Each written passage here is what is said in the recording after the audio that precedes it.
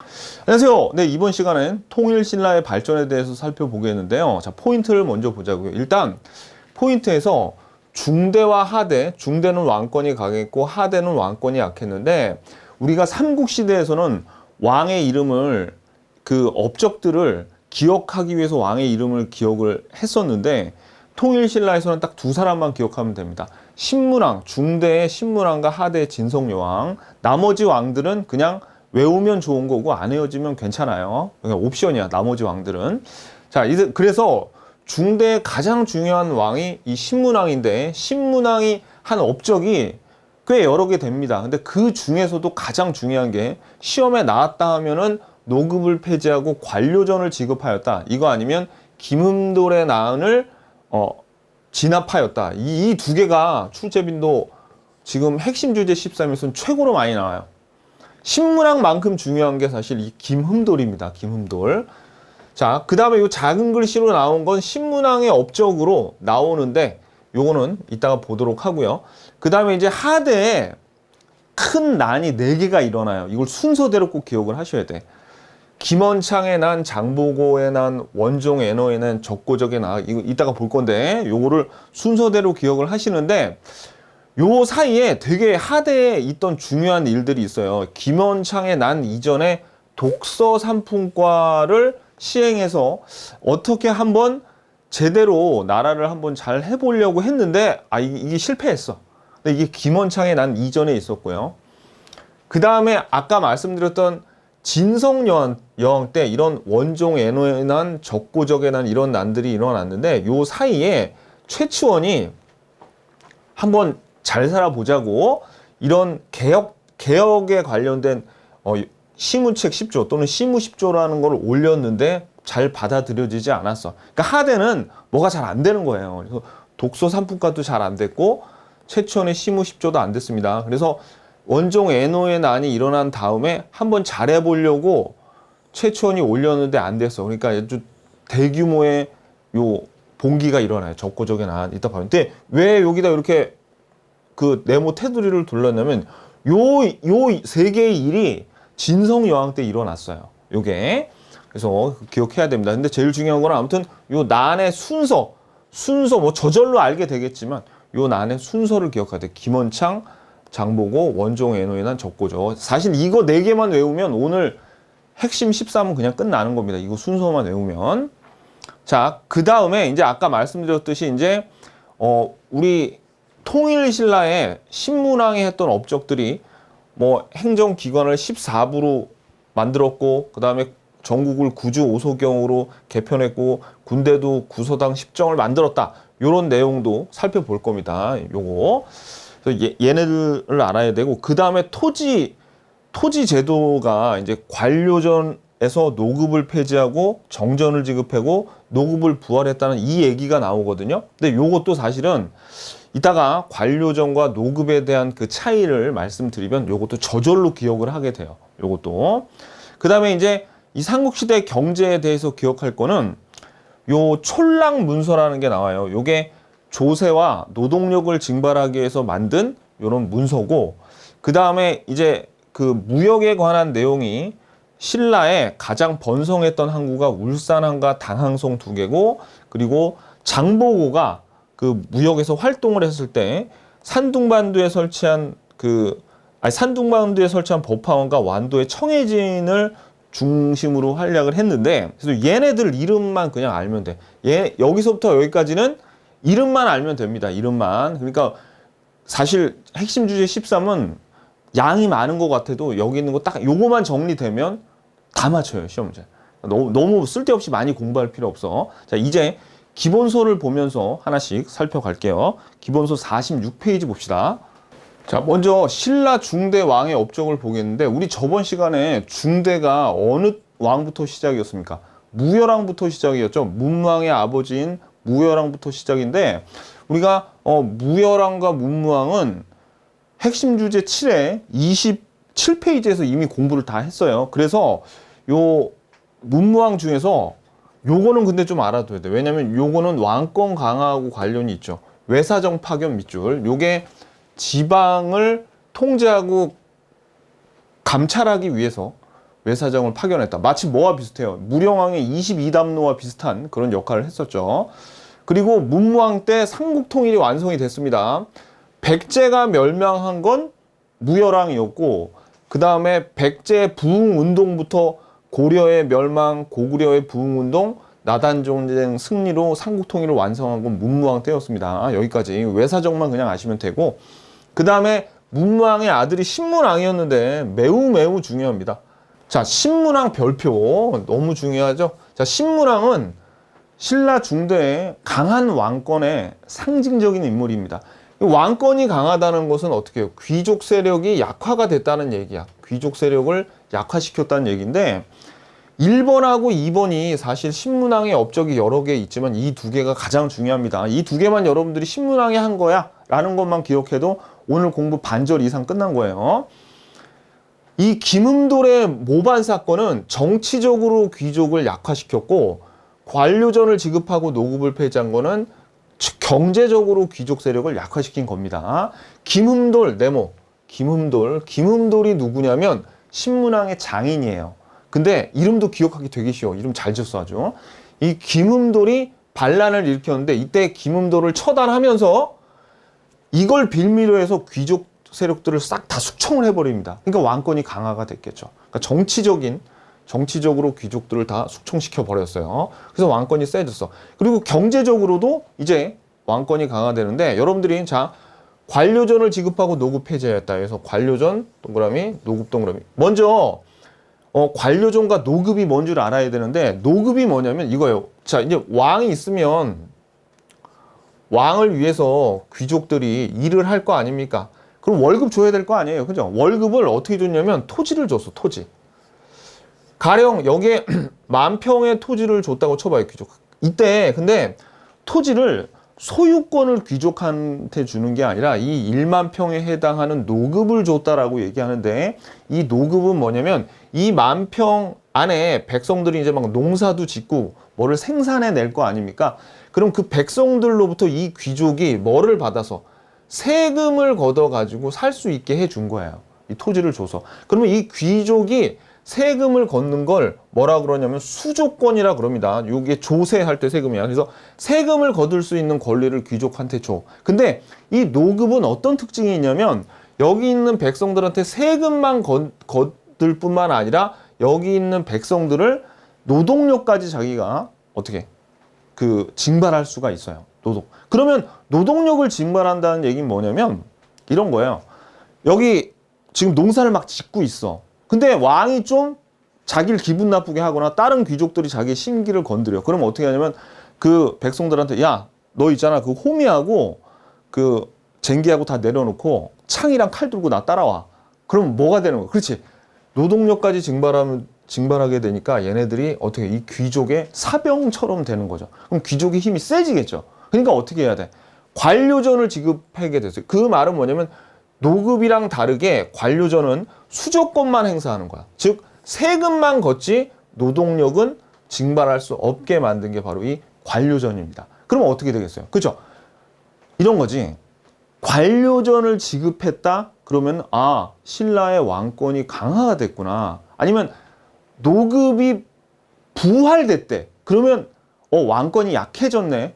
이렇게 받아들일 수 있겠습니까? 오케이. 아셨죠? 노급이 부활돼요. 나중에 이제 요 중대 말쯤 되면 왕권이 약해져가지고 노급이 부활되는데 아무튼지간에 노급을 주면 귀족들이 힘이 센 거고 관료전이 지급되면 왕권이 강해서 귀족들이 약한 거죠. 그죠? 그걸 알아두셔야 돼. 근데 순서도 좀 알아놓으셔야 돼요. 순서도. 먼저 노급을 폐지하고 관료전을 주지 않고 관료전을 먼저 지급한다 그러고 그 다음에 노급을 폐지했습니다. 그래서 노급을 폐지하고 관료전을 지급하였다가 아니라 이렇게 외우세요. 관료전을 지급하고 노급을 폐지해. 왜냐하면 여러분 지금 관료전을 지급하기 전에는 노급이 쭉 가고 있었겠죠. 근데 노급을 폐지하고 관료전을 지급하려면 여기 공백 기간이 생기잖아요. 그러면 안 되지. 얘네들 일은 계속 시켜야 될 거 아니야. 그러니까 어떻게 노급이 주어진 상태에서 일단 관료전을 줘서 요 월급이 끊기는 그 공백은 없어져야 되겠죠. 그런 다음에 관료전 준 다음에 그 다음에 노급을 안 주면 계속 돈 받잖아 얘는. 그죠? 그래서 먼저 관료전을 지급하고 노급이 폐지가 된 겁니다. 요 순서. 뭐 순서는 시험에 잘은 안 나오는데 확실하게 알아두는 게 좋잖아요. 그죠? 그리고 아무튼 근데 요 두 개가 굉장히 중요합니다. 신문항은 시험에 나왔다 하면 사실 1번, 2번이에요. 1번, 2번. 자, 그럼 한번 읽어볼까요? 노급. 어떤 토지에 노급을 지급받은 귀족은 조세를 거둘 수 있는 수조권뿐만 아니라 그 백성들의 노동력까지 징발할 수 있고, 관료전은 아까 봤던 대로 수조권만 행사하여 조세를 거둘 수 있어도 노동력을 징발할 수는 없다. 그죠? 자, 그래서 관료전을 지급하고 노급을 폐지한다는 것은 귀족의 힘을 약화시키고 왕권을 강화하는 정책이다. 경제적으로. 그죠? 오케이. 자, 그 다음에, 자, 이제 신문왕이 한 일들을 보자고요. 일을 엄청 많이 했는데 너무나 다행히 신문왕이 거의 모든 일을 다 해가지고 신문왕만 외우면 돼요. 막 이게 흩어져 있지가 않아. 자, 일단은 요것도 밑줄, 국학을 설립했다. 국학에서 유교 정치 이념을 해서 유학 교육기관을 추응할 수. 자, 그러면 요것도 일종의 왕권 강화죠. 왜? 왜냐하면 우리 유교는, 유학은 뭐를 가장 중요시 여겨요? 충효를 중요시 여기잖아요. 그러니까 이거 충성. 자기의 충성. 귀족들한테 충성하지 말고 왕한테 충성하라고. 그런 내용이죠. 그죠? 그래서 국학 설립도 누가? 신문왕이 했고요. 그 다음에 만파식적의 설화가 있어요. 이게 뭐냐면 이 적이 필이 적자입니다. 그리고 만파는 뭐 힘든 고난, 뭐 힘든 일 그런 거고, 식은 이 고난을 식혀준다고, 편안하게 해줘. 모든 뭐 고통, 고난 이런 것들을 다 어떻게 이 필이만 한번 보면 다 해결이 되는 거야. 이게 무슨 얘기냐면 이거 설화인데 요 신문왕의 아버지인 문무왕하고도 관련이 있어요. 이거 제가 문제풀이에서도 한번 했었는데 보세요.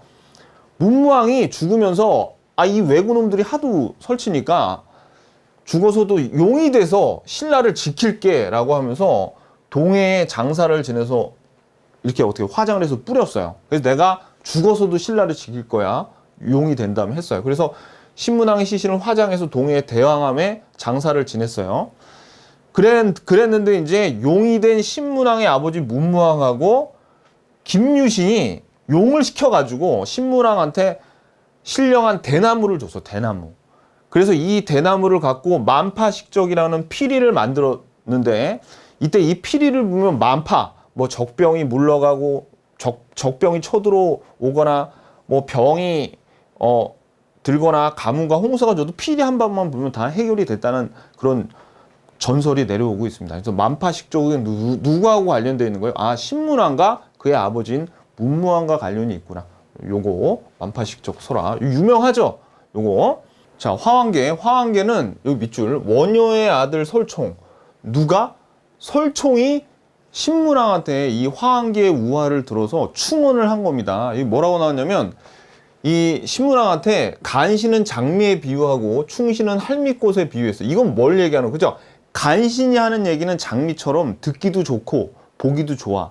하지만 충신이 하는 얘기는 귀에 어떻게 좀 거슬릴 수도 있죠. 할미꽃처럼 투박하다는 얘기입니다. 그래서 할미꽃을 꽃에 비유해서 왕은 모란으로 표현했어요. 그래서 할미꽃을 가까이 하지 장미, 간신들을 가까이 하지 마라고 우화를 들어서 바쳤는데, 신문왕이 크게 깨달았습니다. 화왕계도 신문왕에 관련이 있구나. 만파식적 화왕계. 그럼 만파식적은 문무왕하고 관련이 있었죠. 화왕계는 설총하고 관련이 있네요. 그죠? 자, 그 다음에 47페이지. 자, 요거는 이제 뒤에 가서 우리 행정조직에 몇 페이지냐면 통치 체제 부분 49페이지에서 자세하게 볼 텐데, 여기서 중요한 거는 이게 중요해요. 구주 오소경으로 통일이 되면서 신문왕이 어떻게 해요? 자기 아버지가 막 통일해가지고 새로 영토가 생겼으니까 이걸 다시 재정비를 해야 될 거 아닙니까? 그죠? 생각해봐요. 우리나라는 지금 팔도로 되어 있잖아. 근데 만약에 우리나라가 일본을 정복했어요. 그럼 일본을 정복하면 이 팔도로 되겠냐고. 더 만들어야지. 일본이 뭐 섬이 4개로 구성되어 있고 여러 뭐 이상한 잡스러운 성들도 있으니까 여기 우리나라 8개 도에다가 5도라고 만들어서 그 일본 섬나라니까 북도, 서도, 남도, 북도, 이 잡스러운 건 잡도, 뭐 이런 식으로 해가지고 뭐 13도로 만들거나 뭐 그렇게 구주로 만든 거예요. 더 영토가 늘어났으니까. 오소경은 요거는 경주, 수도가 너무 이제 통일이 되고 보니까 경주가 너무 남동쪽에 치우쳐 있죠. 그래가지고 어떻게 해요? 다른 소경들을 만들어가지고 큰 도시를 만들어서 균형적인 발전을 꾀한 겁니다. 우리나라도 지금 원래 서울이 수도였다가 그 노무현 대통령 때 세종시로 막 옮기려고 그랬었죠. 그때도 균형 발전 뭐 그런 명분을 했었습니다. 그거랑 비슷한 거예요.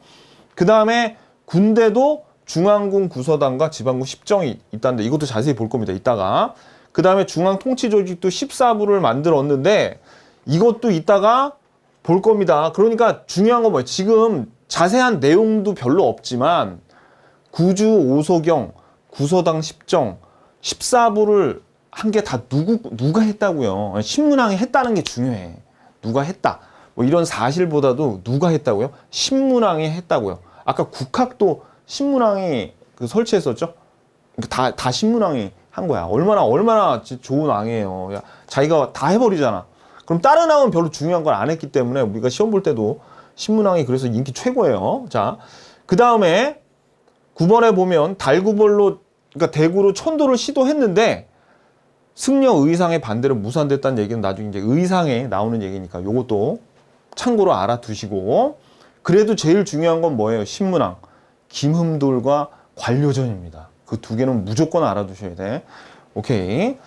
자, 그 다음에 이제 성덕왕, 이제 여러분들이 왕 이름은 기억을 안 해도 되는데, 그냥 제가 왕의 이름과 같이 얘기할 테니까 기억하면 좋잖아요. 그죠? 근데 기억 안 해도 상관없어. 신문왕만 알면 돼. 성덕왕 때는 어떤 기록이 나오냐면, 자, 밑줄. 정전을 지급했다고 나옵니다. 이 정전이 뭐냐면, 몰라. 우리 학자들도 정전이 뭔지 정확하게 몰라요. 근데 기록에 뭐라고 나왔냐면, 백성들에게 정전을, 귀족이 아니라 백성들에게 정전을 지급했다고 나와요.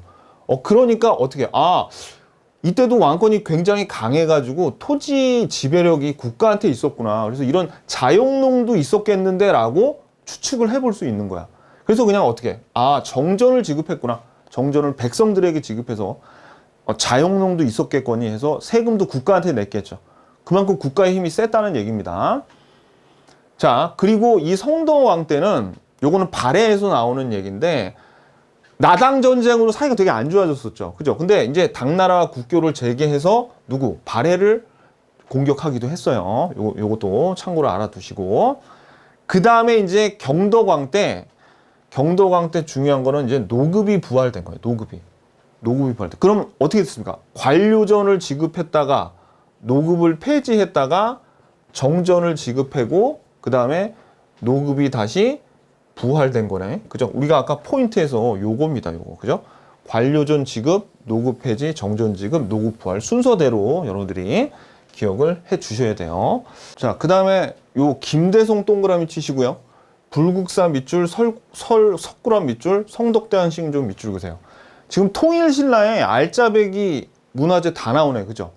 김대성의 주도로 불국사와 석굴암을 창건하고 경덕왕의 아버지인 성덕왕 우리 방금 봤잖아요. 정전을 지급한 왕. 성덕왕을 기리기 위해서 성덕대왕 신종, 이게 에밀레종이죠. 그죠? 제작하였다. 근데 완성은 여기서 만들기 시작하고 완성이 된 건 요 해공왕 때 완성이 됩니다. 그리고 유학교육을 강화하기 위해서 국학 동그라미. 아까 국학 누구였어? 요거 신문왕이었죠? 신문왕이 만든 국학을 좀 더 유학교육을 강화하기 위해서 태학감으로 바꿨대요. 그러면 여러분들이 이쯤에서 하나 좀 헷갈릴만 하네. 태학은 누구야? 태학. 고구려의 소수림왕이잖아요. 그러니까 요거 헷갈리시면 안 됩니다. 요거. 자, 그리고 요 하나 정책에 관한 거는 뭐 중국식으로 바꿨다는데 요거는 우리 아주 예전에 한 번 출제가 된 게 있으니까 그냥 참고로 그냥 보시고. 그 다음에 그러니까 우리 경덕왕도 나름대로 할 일 했다. 그죠?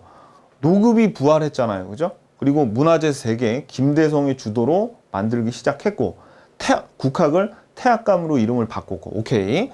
그 다음에 해공왕은 이제 중대의 마지막 왕입니다. 중대 무열왕부터 시작했던 중대가 해공왕 때, 이제 해공왕이 김지정의 난으로 인해서 피살당하면서 끝나요.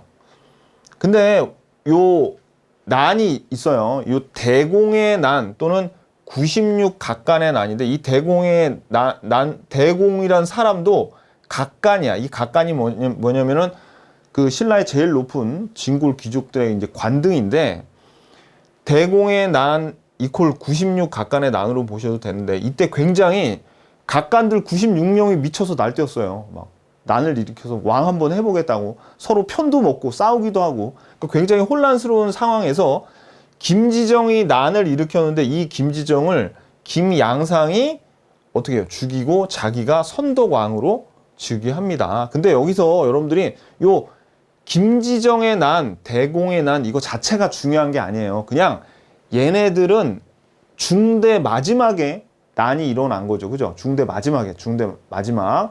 특히 김지정의 난, 대공의 난, 요게 중대 마지막이라서 우리가 정말 소중하게 이번 챕터에서 본 4개의 난이 있었죠. 김원창, 장보고, 원종, 애노의 난, 적고적의 난이랑 헷갈리시면 안 된다고. 이거는 지금 하대에 일어났던 난이잖아요. 그러니까 지금 방금 봤던 요 김지정의 난이라던가 대공의 난 얘네들을 가지고 헷갈리시면 안 돼요. 무슨 얘기인지 아시겠죠? 얘네들은 중대 막판에 일어났어. 그러니까 그 다음부터 이제 일어나는 난은 뭐예요?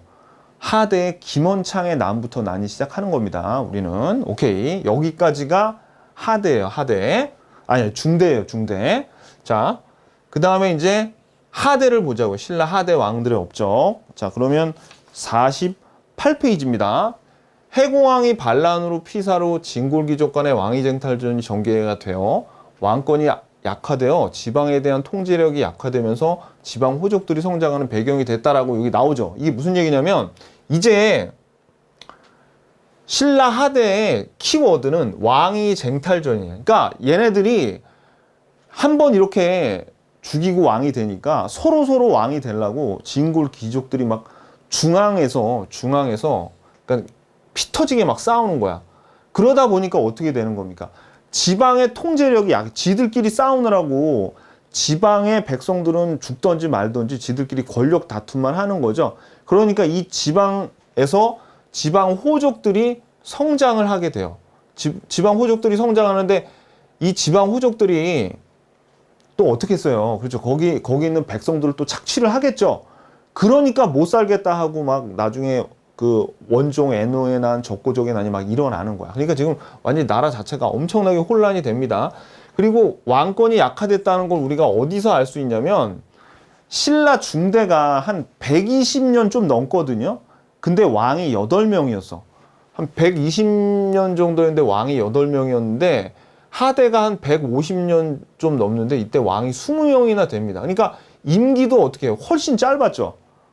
그러니까 굉장히 왕이 자주 바뀌었다는 얘기예요. 막 서로 죽이고 서로 왕을 막 이렇게 가라앉히기도 하고 막 그럽니다. 자, 그래서 성덕왕은 그냥 아까 누구예요? 김양상이 아까 그 김지정의 난에서 김지정을 죽이고 자기가 김양상이 선덕왕으로 즉위하면서 왕권이 약화됐어. 그래서 왕권이 약화됐단 말은 상대등 있죠. 상대등이 귀족들의 수장이잖아요. 그죠? 그래서 상대등의 힘이 강해졌다는 얘기입니다.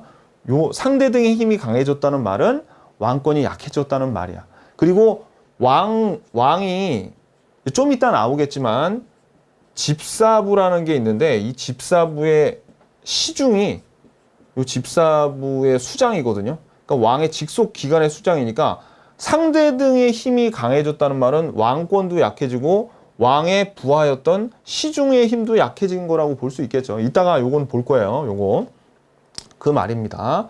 자, 그 다음에 이제 원성왕이 좀 한번 잘해볼라 그랬어요. 이렇게 계속 이제 혼란스러우니까 독서 3품과 별표. 이것도 시험에 무지 잘 나옵니다. 독서 3품과를 누가 안 했어요.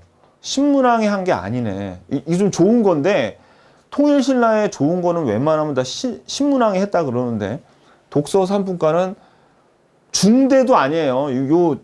요 독서 3품과를 중대라고 생각하면 안 돼. 지금 하대 비교적 초반부에 어떻게 하면 잘해 보려고 한 거예요. 이게 뭐냐면 이게 밑줄 보세요. 독서 상품과는 우리나라 최초의 관리 선발 제도인데 시험 봐서 그동안은 이제 귀족 자제들 그 혈통에 따라서 막 세습이 되고 그랬는데 우리나라 최초로 관리 선발을 시험 봐서 뽑는 거야. 근데 지금 시험을 누가 보냐면 아까 국학 있었죠. 국학의 학생들한테 독서 책을 열심히 읽어. 이게 뭐냐면 독서가 그 경전, 유교 경전 그런 거를 열심히 얼마나 읽었는지 네가 그거를 잘 암기하고 이해를 했는지를 시험을 보는 겁니다. 그래서 인재를 등용을 해가지고 왕권을 강화하려고 했어요. 왜? 이렇게 왕이 시험 봐서 뽑으면은 그 왕에게 충성을 다할 거니까. 그리고 얘네들이 공부하는 게 유교죠. 그래가지고 독서 상품과를 하려 그랬는데 진골 귀족들이 반발을 한 거야. 공부하기 싫다 이거지. 그죠? 공부하기도 싫고 그 다음에 이 시험에서 뽑혀봤자 이 골품 제도가 워낙 강했기 때문에 그 한계를 넘을 수가 없었어요. 그래서 이 독서 상품과는 흐지부지 끝나고 맙니다. 그래서 보세요. 근데 이거 봐봐. 국학 학생들을 대상으로 시험이 치러졌어. 너희들 책 얼마나 잘 읽었어? 라고 해서 왜 상품과냐면 그 시험 본 학생들을 세 가지 등급, 세 개의 품으로 나눴어요. 사람을 상품, 중품, 하품으로 상중하로 나눠가지고 그래서 유교 경전 해석의 능력에 따라서 학생들을 이렇게 상품, 중품, 하품으로 나눴대. 좀 다르게 나누지 등급을 그죠? 나눠서 관리 임용을 반영했다. 독서 상품과. 근데 독서 상품과를 이해하는 것도 중요한데 일단 의의가 최초의 관리 선발 제도죠. 최초의 선발 관리 제도야. 그리고 또 뭡니까? 요게 실패했어. 요게 골품제라던가 그런 벽에 부딪혀서. 근데 더 중요한 거는 뭡니까? 이게 신문왕이 한 게 아니잖아. 좋은 건데 신문왕이 한 게 아니라 어떻게 그렇지 하대했어. 중대한 것도 아니고 하대에 한번 잘해보려고 했는데 잘 안 됐어요.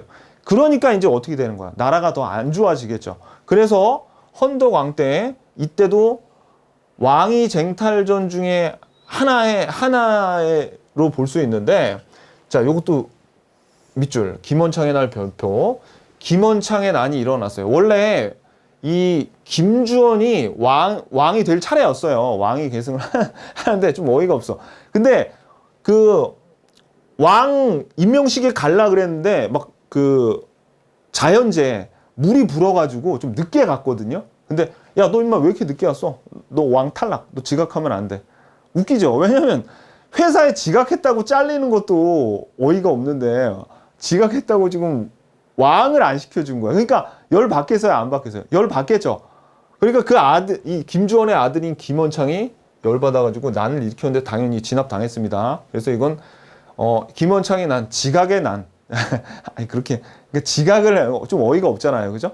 그거를 좀 연상을 하면서 김원창의 난이 일어났습니다. 요거. 그리고 이제 왕 이름 안 중요해. 왕 이름 안 중요해. 순서만 중요해. 김원창의 난 이전에 독서 상품과가 있었네. 그죠? 요거. 그 다음에 이 흥덕왕 때는 흥덕왕은 하나도 안 중요해요. 이때 누가 있었냐면 우리 장보고가 나옵니다. 장보고. 그래서 장보고가 이름도 알아두세요. 궁복이 본명인데 우리 시험에는 그래서 장보고라고 이름을 딱 하니 써놓으면 우리 수험생들이 너무 눈치를 챌까봐 궁복이라고 나옵니다. 궁복. 이름도 알아둬야 돼. 원래 이 장보고가 이제 당나라 군인으로 큰 공을 세워서 성공을 해요. 그래가지고 이제 신라로 돌아와가지고 완도인데 청해진에다가 자기의 기지를 설치해서 거기서 그 해상 무역을 합니다. 막 일본과 당 신라를 막 이렇게 삼각으로 연결해서 어마어마한 부를 축적하고 그 부로 굉장한 뭐 자기의 사병들도 거느리고 엄청난 그 정치에서도 영향력을 발휘했어요. 그래서 이거 뭐 신라로 돌아서 청해진을 중심, 이 청해진을 알아야 돼요, 여러분들. 청해진. 이따가 지도로도 한번 볼 건데 청해진을 중심으로 한중일 바다의 해상권을 장악한 신라의 군이죠. 호족이야. 그러니까 굉장히 그 세력을 키웠죠. 그리고 중앙 정치에도 엄청난 입김을 작용을 했어요. 그리고 요거 동그라미 법화원도 시험자. 산둥반도에 법화원을 건립했대요. 법화원 동그라미 요거.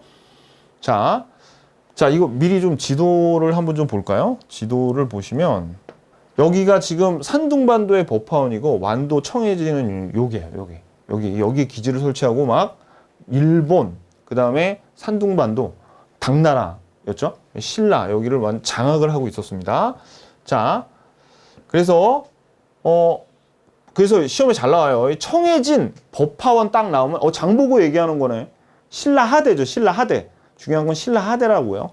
자, 그리고 또 일본에는 또 회역사라는 무역 사절을, 그리고 당에는 견당 매물사를 상강무역. 요거는 장보고 문제로 나오는 게 아니라 나중에 이제 우리 조선시대 가면은 그 조선시대에도 청이나 명예 무역을 하러 막 이런 이름들이 있거든요. 걔네하고 헷갈리라고 얘네들을 잘 냅니다. 그러니까 미리 알아두세요. 회역사는 일본, 그 다음에 당은 견당, 이 당이잖아. 견당 매물사를 보내서 상강무역을 했어요. 근데 진짜 중요한 거는 아무튼 청해진하고 법화원이야. 이거는 기억 못해도 괜찮아. 그냥 한번 봐두고 기억이 안 나면 어쩔 수 없는데 법화원하고 청해진은 무조건 알아야 돼요.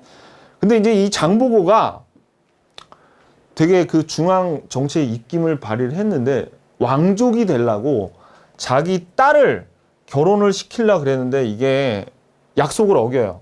약속을 어겨가지고 장보고가 이제 난을 일으켰는데 염장에 의해서 살해당해서 이제 이 장보고의 난도 이게 진압이 됩니다, 여러분들. 자, 그래서 요 장보고의 난도 있었네, 하대, 그죠?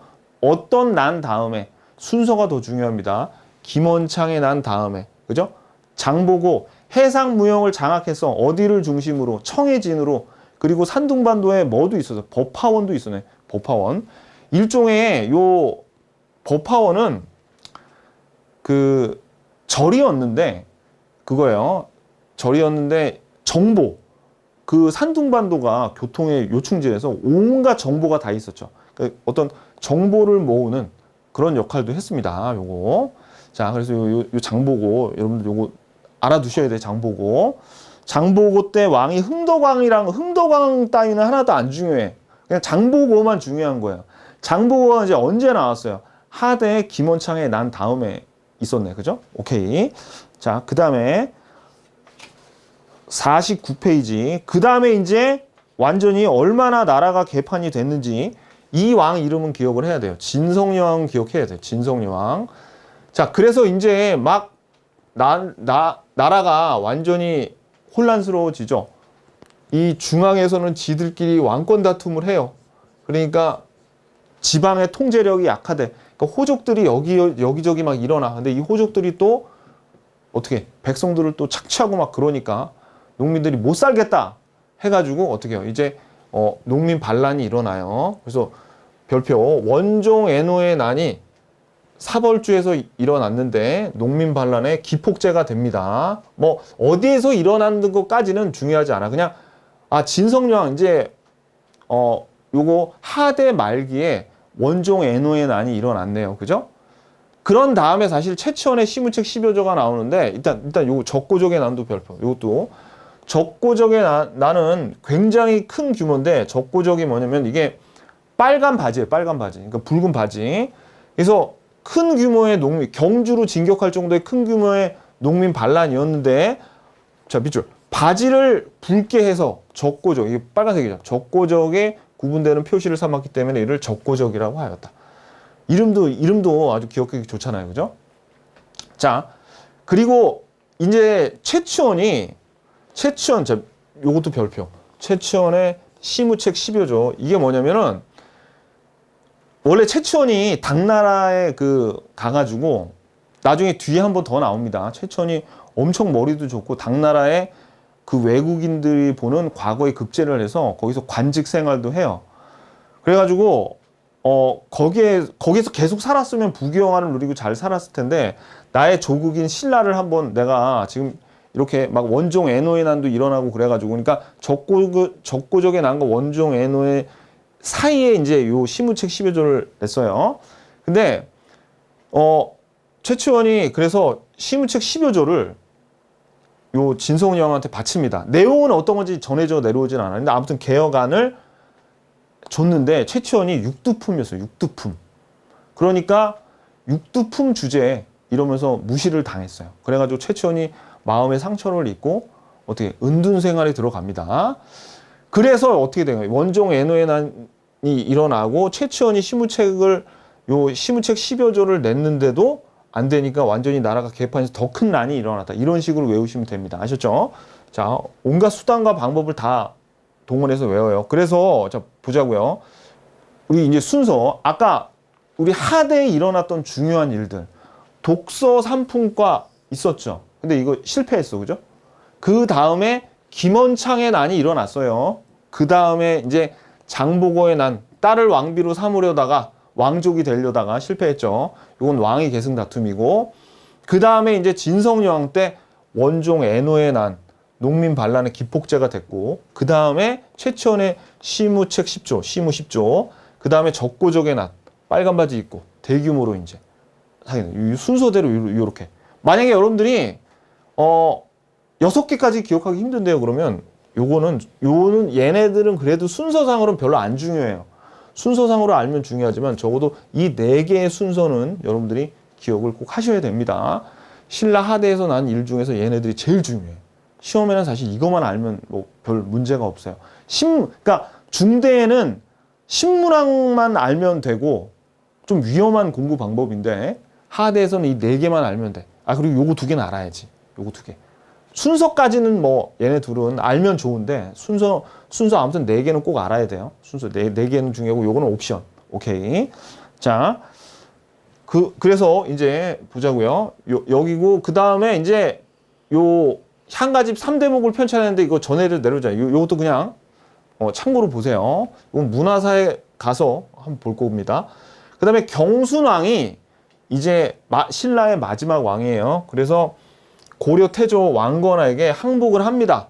그러면서 경주에 사심관으로 임명이 되면서 고려시대 사심관 제도의 시초가 돼요. 이건 나중에 이제 우리 후삼국 거기 가서 배울 건데 이것도 그냥 일단 봐두세요. 나중에 더 중요하니까. 지금은 이거보다 지금 앞에 배운 내용들이 훨씬 중요해. 경순왕이 마지막 왕입니다. 오케이. 자, 그 다음에 이제 통일신라의 통치체제. 자, 그러면 중앙통치 조직은 14부를 만들었죠. 지금 14부. 그럼 이 14부를 만든 왕이 누구예요? 그렇지. 신문왕. 지금 이 내용보다 누가 만들었는지를 먼저 알아야 돼. 우리 앞에서 봤죠. 이 지방행정제도 구주 오소경 나오죠. 이거 누가 한 거야? 아, 신문왕. 여기 군사제도 구서당 10정 만들어줘. 누가 한 거야? 아, 신문왕. 아, 일단은 이거 다 누가 했어요? 신문왕이 다 만들었네. 이거를 여러분들이 먼저 아는 게 중요합니다. 이 내용보다 그게 훨씬 중요해요. 신문왕. 신라 중대왕. 그죠?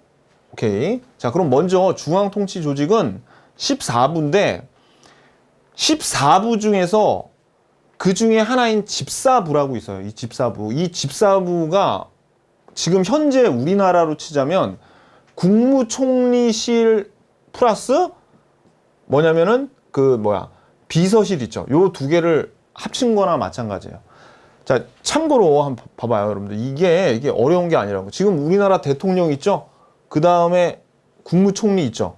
그 다음에 밑에 18개의 부처가 있단 말이에요. 뭐 기획재정부, 외교부, 뭐 법무부, 뭐 이런 식으로 쫙 있는 것처럼 왕 밑에 마치 국무총리가 있는 것처럼 국무총리실이 있는 것처럼 집사부가 있고 총리실의 수장은 국무총리인데 집사부의 수장을 시중이라고 불렀어요. 근데 이 기능에 대통령 비서실 기능까지 추가가 돼 있어요. 집사부에는. 그리고 요거 13가지의 부처는 여기 18개 우리 부처 있죠. 요거나 마찬가지야.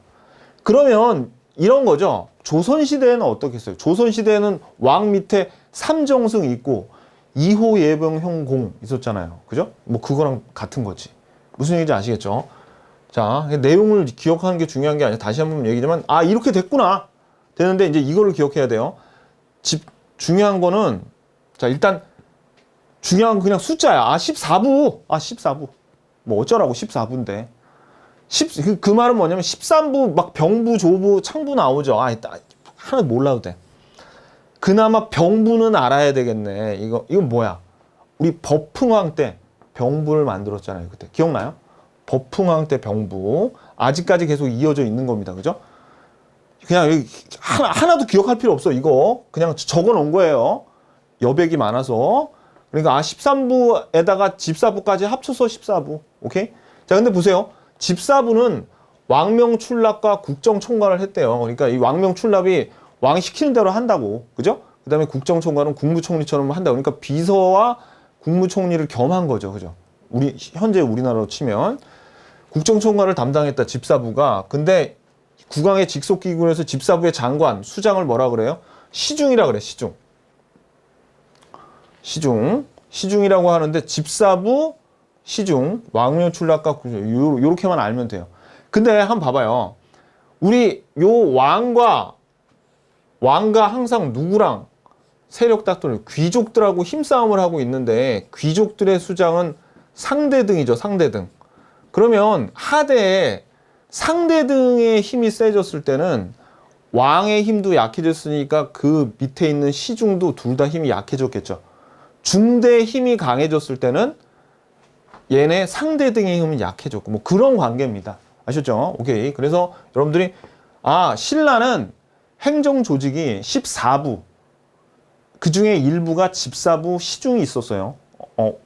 왕의 왕명출납과 국정총괄을 담당하는 끝. 이것만 알면 돼. 오케이. 자, 그 다음에 지방행정 조직은 아까 말씀드렸듯이 이제 통일이 되니까 새 영토를 편입을 시켜야 돼. 편입을. 그래서 신라 지역과 옛 고구려와 백제 지역에 각각 3개의 주를 설치한 9개의 행정구역이 있어요. 그래 보니까 여기 지도 보세요. 이 몇 페이지야? 요거 50페이지입니다. 여기 보시면 옛 신라 지역은 상주, 강주, 양주, 그리고 백제 지역은 웅주, 전주, 무주, 그 다음에 옛 고구려 지역은 한주, 삭주, 명주 이렇게 되겠죠. 이름 외울 필요 없어요. 그냥 두 글자로 돼 있네. 두 글자로 돼 있네. 이거 지도도 볼 필요 없어. 지도도 볼 필요 없어. 그냥 이렇게 돼 있다고요. 이렇게. 이름도 외울 필요 없어요. 이거 그냥 한번 봐두는 거야. 자, 그래서 9개 지방을 9주로 나눴대요. 그러면 이거는 마치 지금 대한민국을 8도로 나눈 것과 유사하죠. 그 얘기야. 요거 대한민국은 8도. 근데 지금 신라는 9주로 나눴네. 9주. 요거 이름 같은 거 외우지 마세요. 그래서 그 아래에 군현을 뒀대요. 이건 무슨 얘기? 만약에 우리 그 도가 있잖아요. 예를 들어서 강원도다. 그러면 그 밑에 군이 있습니다. 시군이 그 밑에 있는 것처럼 군현을 뒀어. 서울도 밑에 보면 구가 있죠. 서울 밑에 무슨 강서구, 양천구 있는 것처럼 여기 있는 무슨 도 밑에는 군현을 뒀대요. 뭐 별거 아니야. 이거 중요한 거 아니야.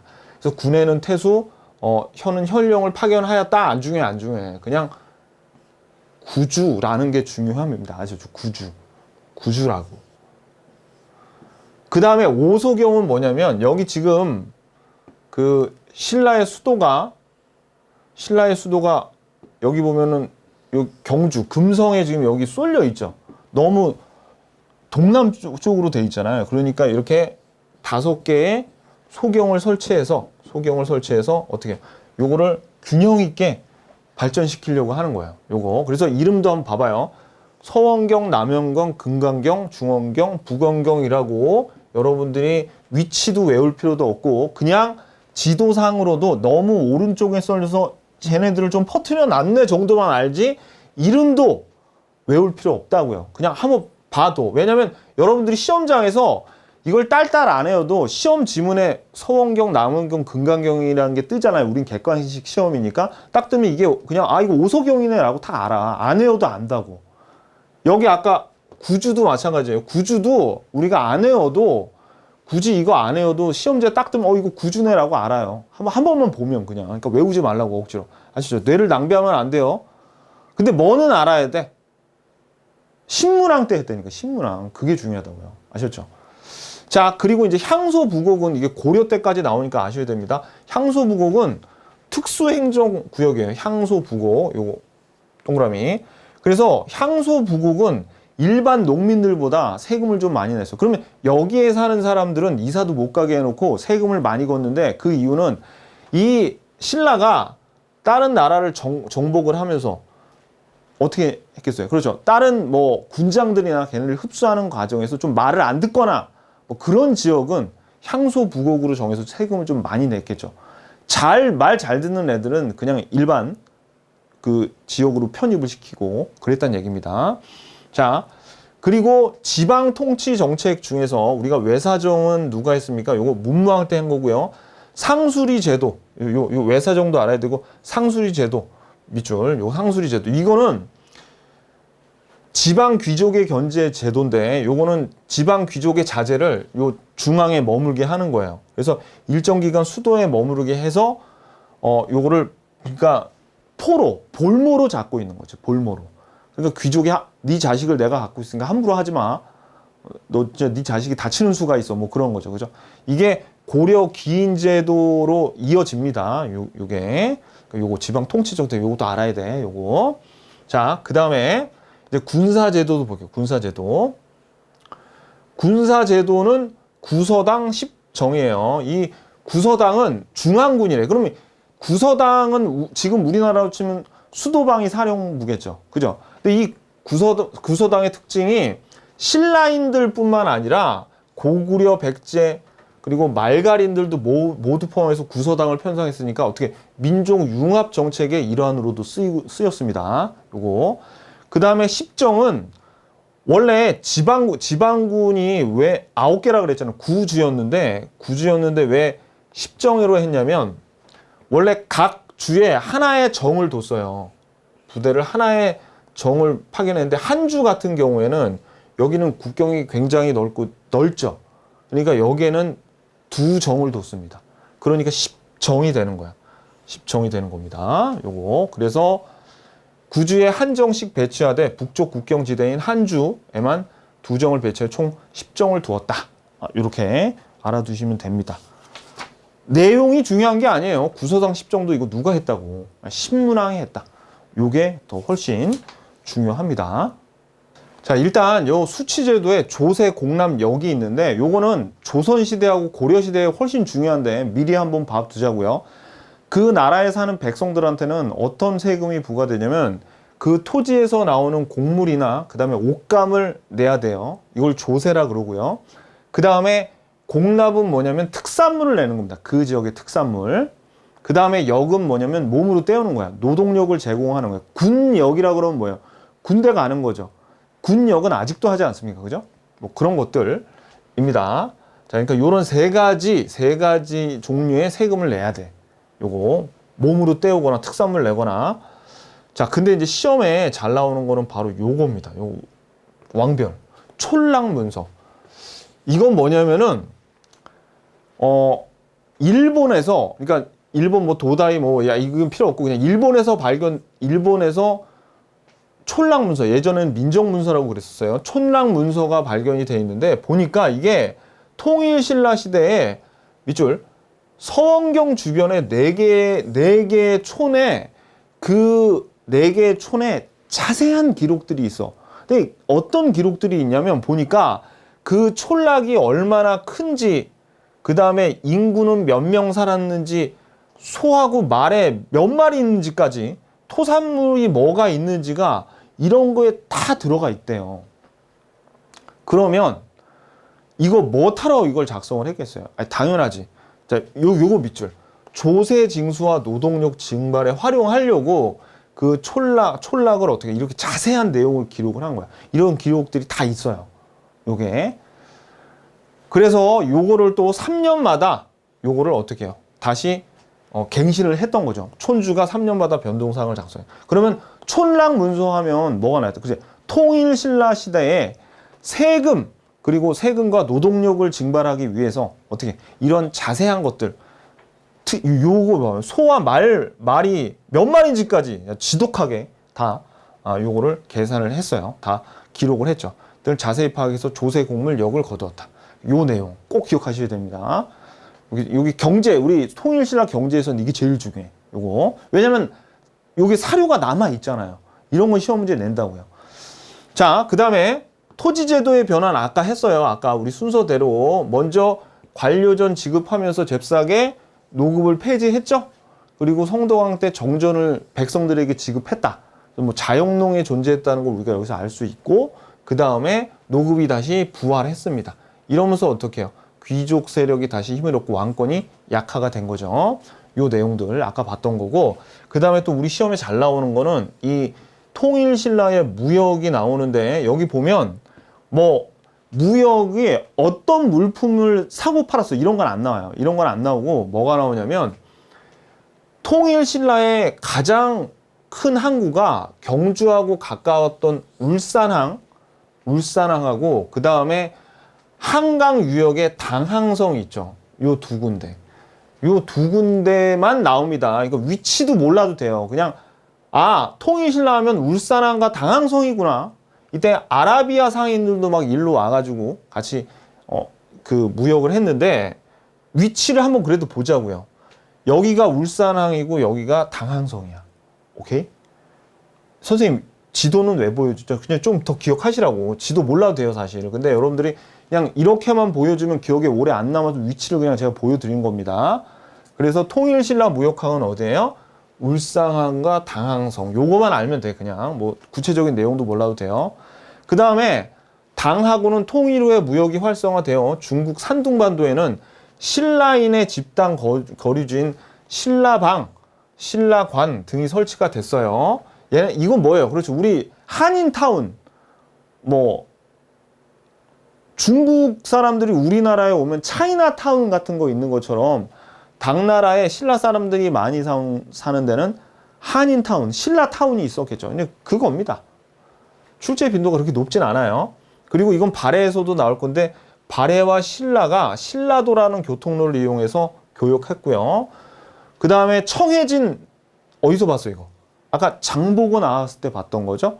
그래서 장보고는 전라도 완도에 청해진을 설치 밑줄, 그 다음에 해적을 솔탕하여 해상무역권을 장악하고, 그 다음에 밑줄 중국의 산동성 적산촌에, 뭐 이런 주소 자세히 몰라도 됩니다. 그냥 중국 산동만도야 법화원이라는 사찰 절인데, 하지만 거의 정보를 여기서 많이 수집을 한 법화원이라는 사찰을 건립해요. 그래서 결국 우린 대외 무역에서 알아야 될 거는 울산한 당항성, 청해진 법화원입니다. 아셨죠? 요걸 아시면 돼. 자, 그러면 오늘 포인트 한번 볼게요. 포인트. 자, 그러면 아까 우리 신문왕이 한 일, 제일 중요한 거, 관료전 지급하고 노급 폐지하고 김흠돌의 난을 진압했죠. 그리고 국학 설치, 구주호소경, 구서당 10정, 14부 다 우리 신문왕이 한 거예요. 그리고 난들 기억해야 돼. 하대에 일어났던 난이 김원창의 난, 장보고의 난, 원종의 난, 적고적의 난 있는데, 김원창의 난 이전에 독서 삼품과 요거 실패한 거, 요게 하대에 일어났던 거, 이거 중요합니다. 그 다음에 최치원의 시무책 10조가 요 사이에, 원종의 사이. 그래서 요 세 개가 진성여왕 때 일어났어요. 그죠?